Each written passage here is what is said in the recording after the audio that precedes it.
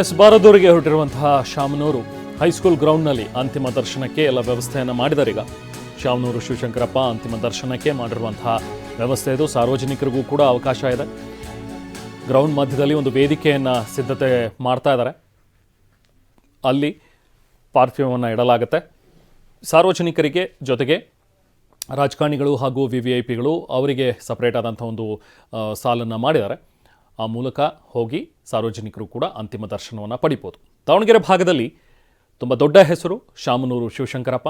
SS ಅಂತ ಹೇಳಿದ್ರೆ ಆ ಭಾಗದ ಜನರಲ್ಲಿ ಅತೀವವಾದಂಥ ಒಂದು ಪ್ರೀತಿ ಜೊತೆಗೆ ಒಂದು ಭಯ ಕೂಡ ಇರ್ತಿತ್ತು. ಯಾಕಂದರೆ ಅವರನ್ನು ಅಪ್ಪಾಜಿ ಅಂತಲೇ ಕರಿತಾ ಇದ್ದಂಥ ಅಲ್ಲಿನ ಜನ. ಮುಂಚೆ ಎಲ್ಲ ಆ ಭಾಗದಲ್ಲಿ ಏನಾದರೂ ಸಮಸ್ಯೆಗಳಾದರೆ ಆಗ ಪ್ರತಿಯೊಬ್ಬರು ಹೇಳ್ತಾ ಇದ್ದಿದ್ದೆ, ಅಪ್ಪಾಜಿ ಯಾರ ಹತ್ರ ಹೋಗೋಣ, ಅವರೆಲ್ಲವನ್ನೂ ಕೂಡ ಸರಿಪಡಿಸ್ತಾರೆ, ಅವ್ರು ನ್ಯಾಯ ಹೇಳ್ತಾರೆ ಅನ್ನೋ ರೀತಿಯಲ್ಲಿ ಬೆಳೆದು ಬಂದಂಥವರು ಶಿವಶಂಕರಪ್ಪ ಅವರು.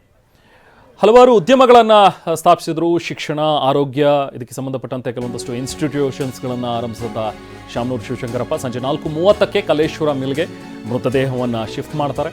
ಹೈಸ್ಕೂಲ್ ಮೈದಾನದಿಂದ ಕಲ್ಲೇಶ್ವರ ಮಿಲ್ಗೆ ಮೃತದೇಹವನ್ನು ಶಿಫ್ಟ್ ಮಾಡಲಾಗುತ್ತೆ. ಅದಾದ ನಂತರ ಸಾರ್ವಜನಿಕ ದರ್ಶನಕ್ಕೆ 5 ಗಂಟೆವರೆಗೂ ಕೂಡ ಅಲ್ಲೂ ಅವಕಾಶ ಇದೆ. 5 ಗಂಟೆ ನಂತರ ಅಂತ್ಯಕ್ರಿಯೆ ನೆರವೇರುತ್ತೆ.